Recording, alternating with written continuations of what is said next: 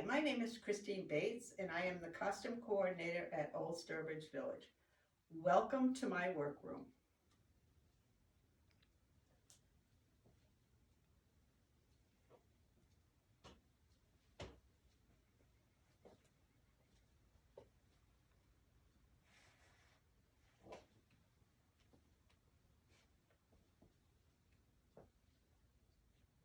Like many of the people in the village, I am working at home. I have quite a few projects, but I have two that I would like to show you that I think might be of interest to you. The first one is an artillery coat. We have a small militia group, artillery group, under the direction of Derek Heidemann, and in the past these fellows have worn their work clothes. Derek wanted to see them all in the same uniform, so that's what I'm working on. This is a muslin of the coat. I do samples up for each of the fellows, and we use these in fitting.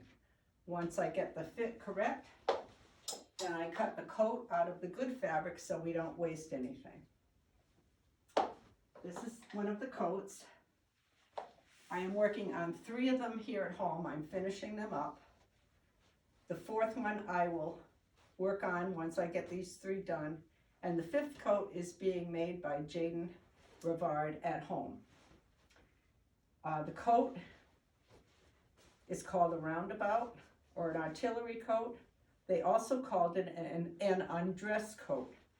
And they called it this because they wore this type of coat when they drilled, marched, probably other physical work, so that they wouldn't get their good wool coats dirty. It is a fairly simple coat. It is made out of natural cotton twill, unlined. I've done each one of them by hand, with the exception of a few of the long seams that I did by machine. The inside seams are all finished, so it's finished inside and out. You can see, I don't know if you can with the video, but you can see some of the top stitching. It has slit sleeves, a high collar, and it will have epaulets on the shoulders. Once I'm done finishing the collars, I'm top stitching them now, I will do all of the buttonholes. There are 9 that go down the front and 1 on each epaulet, and they will all be done by hand. Once that's done, I'm going to cover all the buttons using these wooden button molds with the same fabric, sew them on, and the coat will be done. This is the finished product. This coat Derek made. He's an accomplished tailor. Unlike me, he didn't cheat on any of the long seams. He did the entire thing by hand. So my next project was the cap that goes with the artillery coat. It is blue wool, has polished cotton lining, and a patent leather brim. I did the same thing that I did with the coat. I made a sample out of wool, I lined it, and I put a piece of wool inside.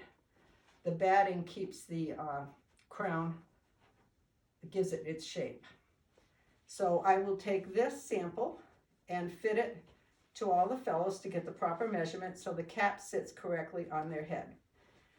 The caps are going to be made out of a blue melton wool with polished cotton lining, and I will give the wool and the lining and the pattern to my dressmaker Laura, who does most of our small headwear pieces. She loves to do handwork just like I do. Laura will put together the wool part. She'll give it back to me, and I will send the cap up to the shoe shop where one of the shoemakers, probably Peter Oakley, will cut the brim out and will sew it on himself. The fellows will each have a pair of blue twill trousers. They will wear a white shirt. They will have a cravat and a high collared vest. The reason for the high collar is that it will help support the collar on the coat. So there you have the entire artillery costume that you probably will see out in the village this summer.